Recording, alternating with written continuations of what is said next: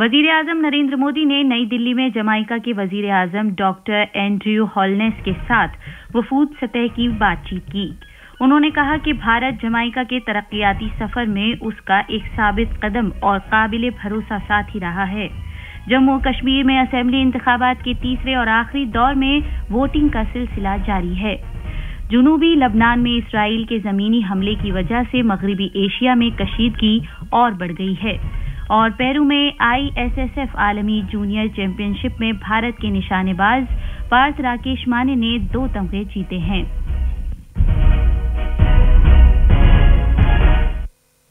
अब खबरें तफसील से।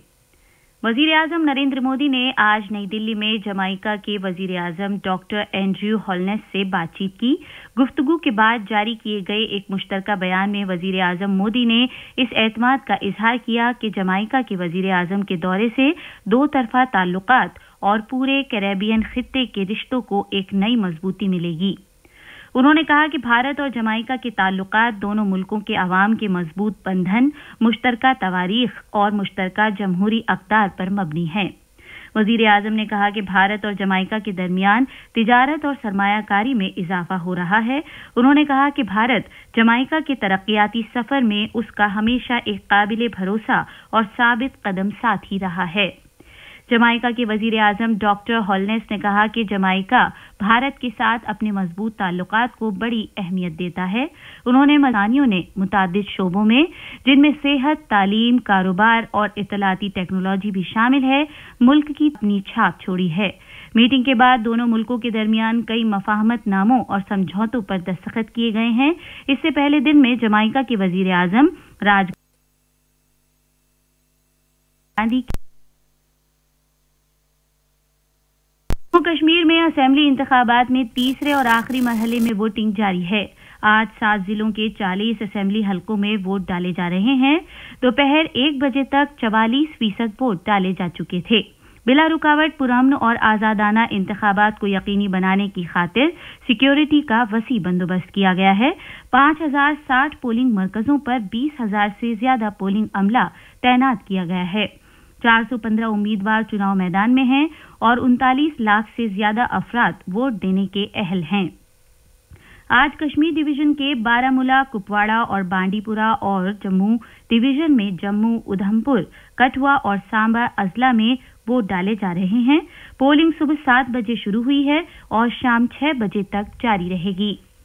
आज के सरकर्दा उम्मीदवारों में कश्मीर डिवीजन से साबिक नायब वजीर आला मुजफ्फर हुसैन बेग, बशारत बुखारी, सज्जाद गनी लोन और नसीर अहमद वानी और जम्मू डिवीजन से देवेंद्र सिंह राणा, चौधरी लाल सिंह और रमन भल्ला शामिल हैं। वजीर आजम नरेंद्र मोदी ने इस एतमाद का इजहार किया है कि खवातीन और पहली बार वोट देने वाले अफराद आज बड़ी तादाद में वोट डालेंगे।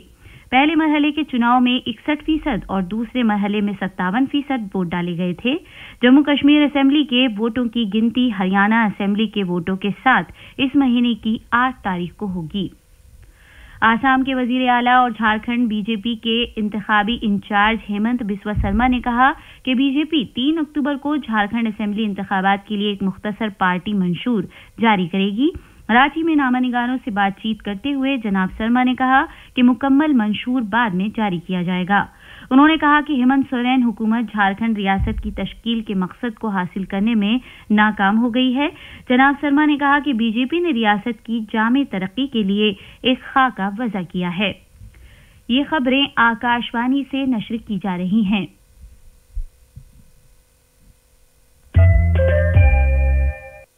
कौमी जांच एजेंसी NIA मगरिबी बंगाल में 12 जगहों पर तलाश और छापे की कार्रवाई जारी रखे हुए है।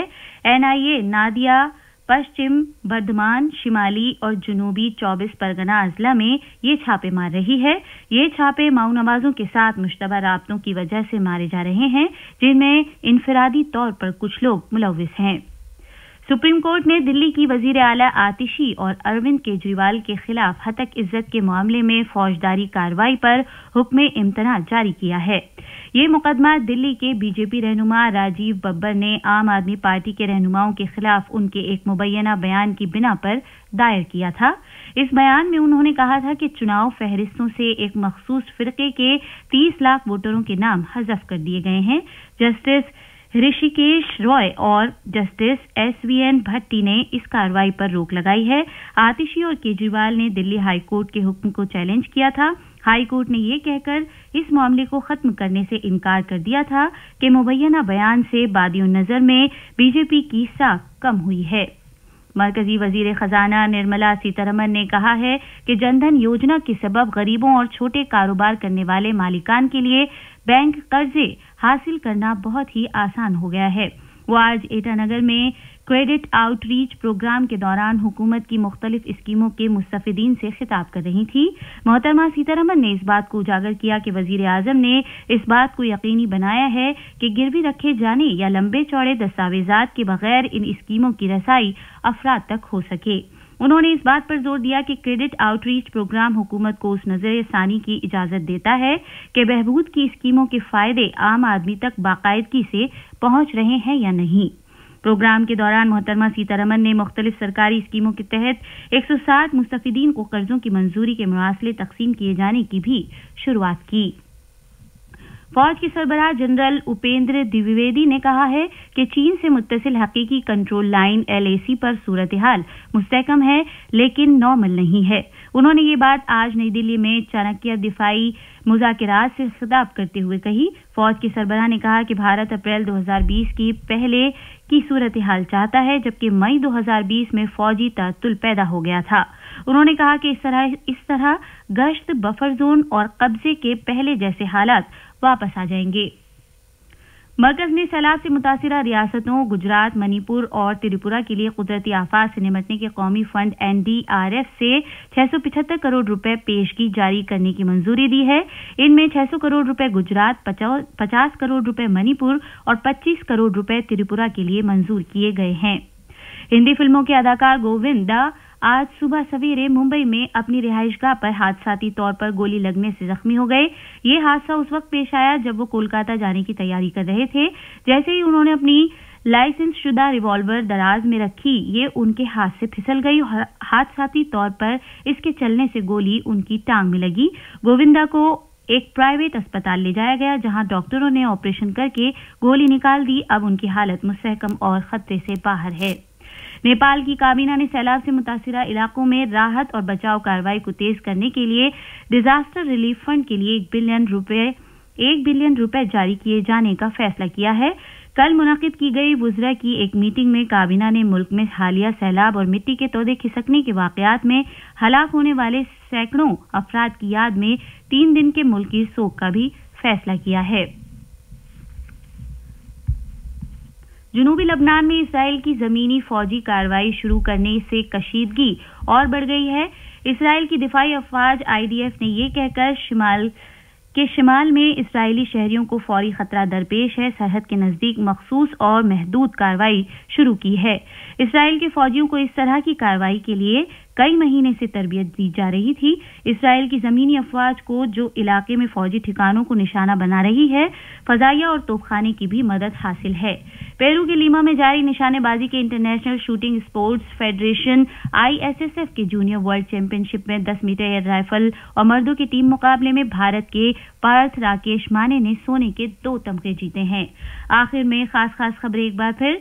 वजीर आजम नरेंद्र मोदी ने नई दिल्ली में जमाइका के वजीर आजम डॉक्टर एंड्रयू होलनेस के साथ वफूद सतह की बातचीत की है। उन्होंने कहा कि भारत जमाइका के तरक्याती सफर में उसका एक साबित कदम और काबिल भरोसा साथी रहा है। जम्मू कश्मीर में असेंबली इंतखाबात के तीसरे और आखिरी दौर में वोटिंग का सिलसिला जारी है। जनूबी लबनान में इसराइल के जमीनी हमले की वजह से मगरबी एशिया में कशीदगी और बढ़ गई है। इसके साथ ही खबरों का ये बुलेटिन खत्म हुआ।